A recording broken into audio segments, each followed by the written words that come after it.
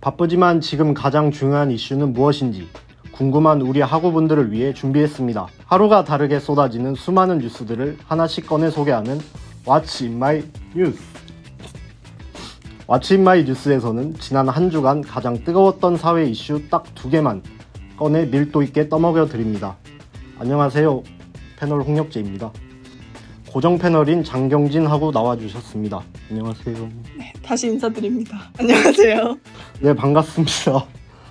개강 첫 주 차이기도 하고 이제 앞에서 자꾸 웃으셔서 이제 정신이 없는데 네, 어쨌든 지난 일주일 어떻게 지내셨나요?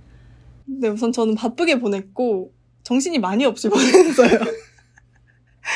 오늘 근데 저도 나름 바쁘게 보내고 정신이 없는데 혁재학우님께서 더 정신이 없으신 것 같아서 조금 걱정이 됩니다. 아, 그러시구나.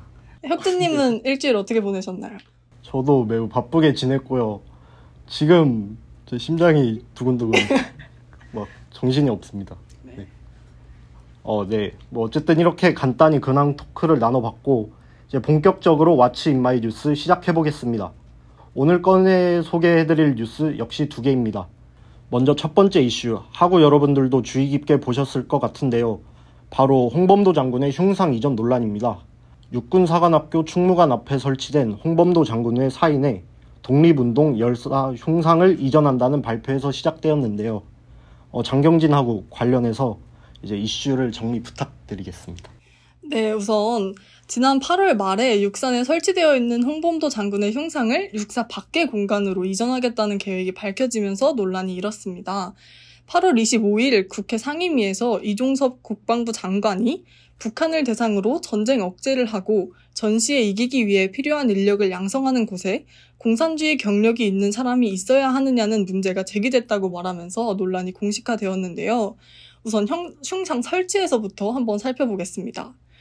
정부는 2018년 탄피 300kg을 녹여 홍범도, 김좌진, 지청천, 이범석 장군과 신흥무관학교를 설립한 이회영 선생의 흉상을 만들어 설치했습니다. 그런데 지난달 홍범도 장군의 공산주의 경력을 문제 삼아서 다른 5인의 흉상은 육사 내 다른 공간으로 옮기고 홍범도 장군의 흉상만 육사 교정 밖으로 이전하겠다고 밝힌 것인데요. 국방부는 소련 공산당 가입 및 활동 이력 등 논란이 있는 분을 육사에서 기념하는 게 적절치 않다라는 입장을 내놓았습니다. 이런 논란이 거세지자 28일 국방부는 언론에 입장문을 발표했는데요. 하지만 그 내용에 대해서 더 큰 논란이 일고 있습니다. 혹시 무슨 내용? 이제 입장문에 1921년 6월 수많은 독립운동가가 희생되었던 자유시 참변에 홍범도 장군이 연관되어 있다는 의혹이 있음을 지적을 했는데 이후 29일 이뤄진 국방부 대변인과의 정례 브리핑에서 기자들과 질의를 나누는 과정이 큰 이슈가 되었습니다. 자유시 참변에 홍범도 장군이 개입했냐라고 묻는 기자의 질문에 대변인이 여러 문서에 그런 기록도 있는 것으로 확인이 되었다라고 답했는데요. 이후에 우리 독립군을 살해하는데 가담했다고 말씀을 하시는 것이냐라고 재차 확인하는 질문에 그런 뜻으로 말씀을 드린 건 아니라고 번복하는 일이 있었습니다. 이어서 기자는 그렇다면 이렇게 자유시 참변에 홍범도 장군이 가담했다고 읽히게 만든 자료는 누가 만들었냐라고 물었습니다. 대변인은 정책실, 군사편찬연구소 등에서 받은 입장이라고 말을 했는데 다음 브리핑이 있었거든요. 그곳에서는 군사편찬연구소에서 2017년 발표했던 자료와 비교해서도 국방부의 입장문에 작성된 희생자 수 등이 다르다는 점이 지적되기도 했습니다. 또 당시 기자가 흉상 이전을 판단하고 또 입장문을 작성하는 과정에서 역사 학계와 논의를 할 예정이 있느냐라고 물었는데 질문에 대해서 대변인이 국방부 내부적으로 전문가와 논의를 했기 때문에 외부의 학자들과는 논의할 필요가 없다라고 말을 했습니다. 하지만 촬영일 기준 오늘이죠. 9월 7일에 발행된 세계일보의 기사에 따르면 내부 전문가라고 말을 했던 국사편찬연구소 내에 독립운동사 전문가가 없었고 그 당시 참고했다고 했던 서적의 저자도 이미 퇴직한 상태였다고 합니다. 근데 그 홍범도 장군의 흉상 이전 논란에 대해서 그러면 이제 그 이전하자는 쪽의 입장은 이제 어쨌든 홍범도 장군이 공산당이었기 때문에 이렇게 결정한 것이다 이런 입장이신 거잖아요. 네, 맞습니다. 근데 그게 약간 정확한 게 맞나요? 네, 우선 홍범도 장군이 1927년에 소련 공산당에 가입했던 것은 사실이 맞습니다.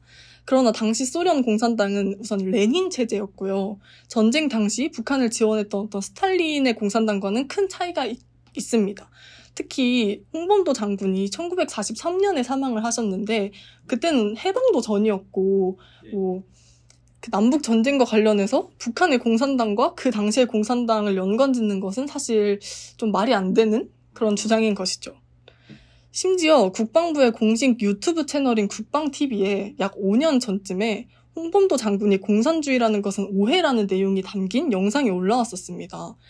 100년 만에 고국품으로 돌아온 홍범도 장군 인생 풀스토리라는 제목으로 올라온 영상이었는데 홍범도 장군의 공산당 가입 전력에 대해서 고려인 보호를 위해 소련 공산당에 가입을 했으나 사실 효과는 없었다. 그렇기 때문에 홍범도 장군을 공산주의자라고 보는 것에는 무리가 있다라는 설명이 있었는데 사실 현재 국방부의 입장과는 매우 대비되는 내용이고 이 영상이 현재 비공개 처리되어 있습니다. 사실 지난 6일에 이종섭 국방부 장관이 국회 외교통일안보 분야 대정부 질문에서 안교백 더불어민주당 의원의 지금 육사의 정신적 뿌리는 신흥무관학교인가 아니면 국방경비사관학교인가 라는 질문에 육사의 정신적 뿌리는 국방경비사관학교로 보고 있다라고 답하기도 했는데요. 국방경비사관학교는 1946년 5월 미군정에 의해 설치된 사관학교로 초대 교장 이형근 탐령은 일본군 대위 출신 친일 반민족 행위자로 규정되어 있는 사람입니다. 네, 저는 이 뉴스를 조사하면서 이 홍범도 장군 흉상 이전이 현재 우리나라 국방부, 나아가서 정부를 비롯한 수뇌부의 역사관이 어떤지를 보여주고 있는 논란이라는 생각이 많이 들었는데요. 봉오동 전투나 청산리 대첩 등에서 혁혁한 공을 세우고 나라를 위해 자신의 삶을 희생한 홍범도 장군에게 이게 무슨 모욕인가라는 생각이 들었습니다. 제가 지난주에 오펜하이머를 봤습니다. 혹시 보셨나요? 보긴 봤는데 그게 3시간짜리잖아요. 네. 제가 2시간을 자가지고 내용은 잘 모르겠어요. 네, 그러시군요. 사실 저는 오펜하이머를 되게 인상 깊게 봤는데 오늘 이 이슈를 조사하면서 생각이 되게 많이 나더라고요. 물론 아직 안 보신 분들도 있을 테니까 자세한 내용은 말 안 하겠지만 필요할 때는 데려다 쓰고 또 필요해지지 않으니까 뭐 빨갱이다 뭐다 하면서 그냥 그 사람을 지워버리려는 이런 행태가 저는 좀 화가 나는 수준이 되더라고요. 그래서 홍범도 장군 흉상 이전 문제도 지금은 역사적인 문제보다는 정쟁의 성격이 강해졌다는 생각이 들어서 독립운동가를 자신들의 정쟁의 재료로 가져다 쓴 것에 대해서 정치권이 부끄러운 줄 알아야 한다라는 말씀을 드리고 싶습니다. 물론 저도 이번 이 홍범도 장군의 흉상 이전 논란에 관해서 아까 설명 저한테 해주셨듯이 사실 홍범도 장군이 이제 돌아가신 시점이 1943년이어서 이게 광복 2년 전이잖아요. 그래서 이게 6.25 전쟁이나 북한 공산당과는 사실 시기적으로는 관련이 없는데 이런 점 가지고 나라를 위해서 한 몸 바친 장군에게 빈약한 근거로 역사적인 논란을 제기하면서 이렇게 혼란을 가중시키는 태도가 저도 이 부분에 있어서는 매우 좋지 않은 것처럼 보입니다. 그러면 앞으로 이 논쟁이 어떻게 이어지는지 저희 한번 꾸준히 살펴보도록 하겠습니다.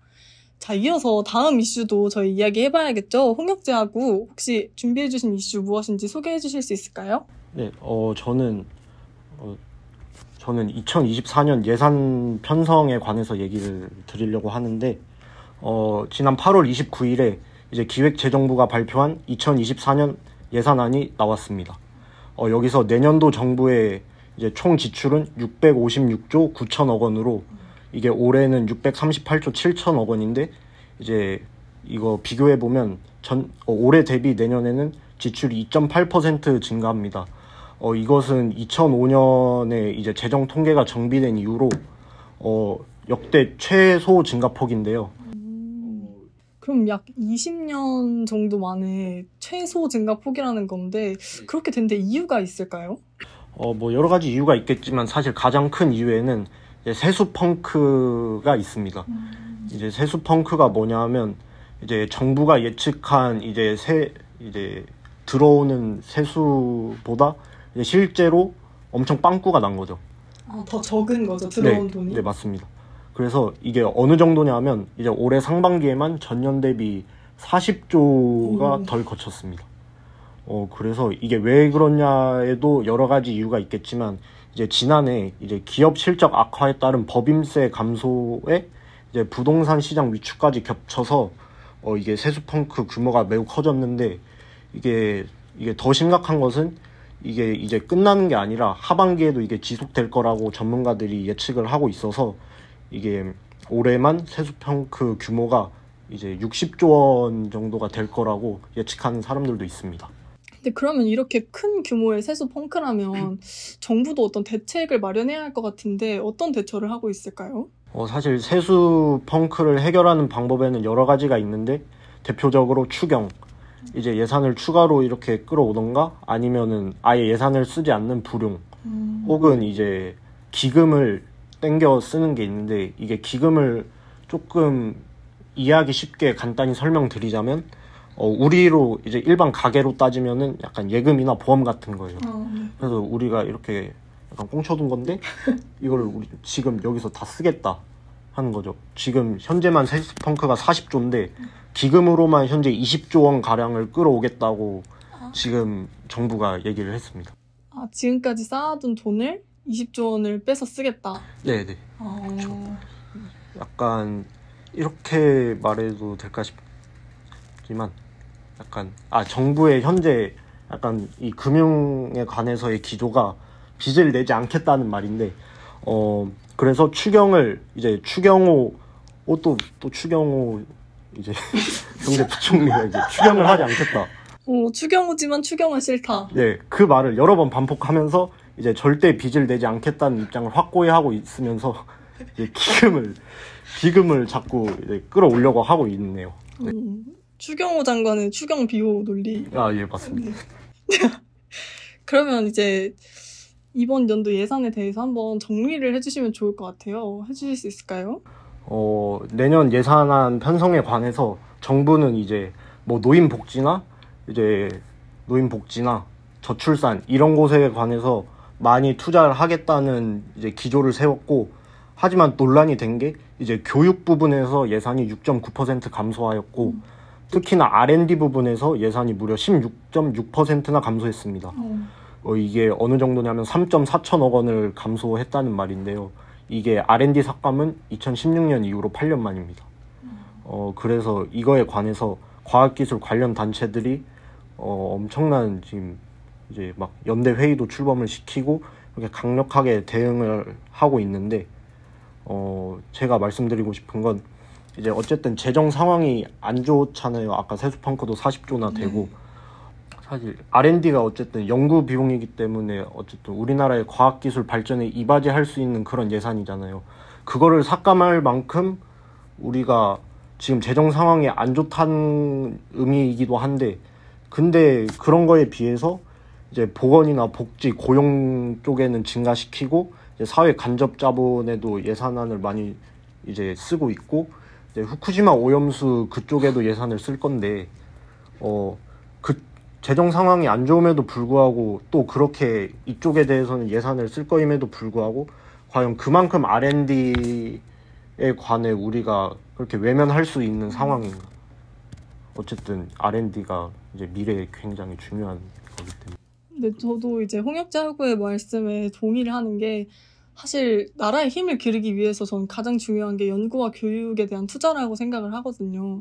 근데 보니까 되게 다양한 교육 분야에 대해서도 예산을 삭감한 걸 볼 수 있었고, 또 R&D는 말씀하셨다시피 16%가 넘는 금액을 삭감을 했다는 점에서 미래에 대한 투자가 많이 줄어들고 있다는 생각이 들어서 걱정이 좀 많이 되는 상황인 것 같습니다.